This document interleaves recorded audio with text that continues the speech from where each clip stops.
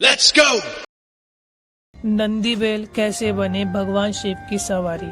आइए जानते हैं इसके बारे में। आपने देखा होगा शिवलिंग के आसपास एक नंदी बैल जरूर होते हैं और भगवान शिव के साथ नंदी को भी लोग पूजते हैं और उनसे मन्नतें मांगते हैं। लेकिन आपने कभी सोचा है कि इसके पीछे क्या वजह है? क्यों नंदी के बिना शिवलिंग को अधूरा माना जाता है? अगर नहीं तो आइए आपको बताते हैं आखिर क्या है इसके पीछे की कहानी। अगर शिव पुराण की बात करें तो शिव पुराण में वर्णित है कि शिलाद नाम के ऋषि थे जिन्होंने लंबे समय तक एक शिव की तपस्या की थी, जिसके बाद भगवान शिव ने उनको तपस्या से खुश होकर शिलाद को नंदी के रूप में पुत्र दिया था। शिलाद ऋषि एक आश्रम में रहते थे। उनका पुत्र भी उन्हीं के आश्रम में ज्ञान प्राप्त करता था। एक समय की बात है कि शिलाद ऋषि के आश्रम में मित्र और वरुण नामक दो संत आए, जिनकी सेवा का जिम्मा शिलाद ऋषि ने अपने पुत्र नंदी को सौंपा। नंदी ने पूरी श्रद्धा से दोनों संतों की सेवा की। संत जब आश्रम से जाने लगे तो उन्होंने शिलाद ऋषि को दीर्घायु होने का आशीर्वाद दिया, पर नंदी को नहीं। इस बात से शिलाद ऋषि परेशान हो गए। अपनी परेशानी को उन्होंने संतों के आगे रखने की सोची और संतों से बात का कारण पूछा।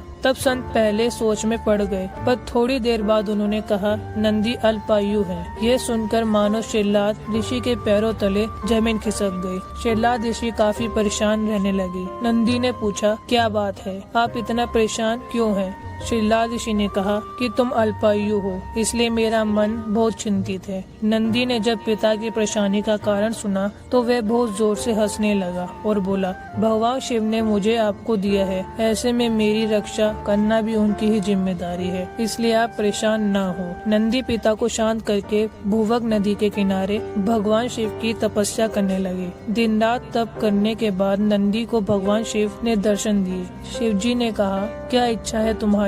नंदी ने कहा मैं ताउम्र सिर्फ आपके संदेह में ही रहना चाहता हूँ। नंदी से खुश होकर शिव जी ने नंदी को गले लगा लिया। शिव जी ने नंदी को बैल का चेहरा दिया और उन्हें अपने वाहन, अपना मित्र, अपने गणों में सबसे उत्तम रूप में स्वीकार कर लिया।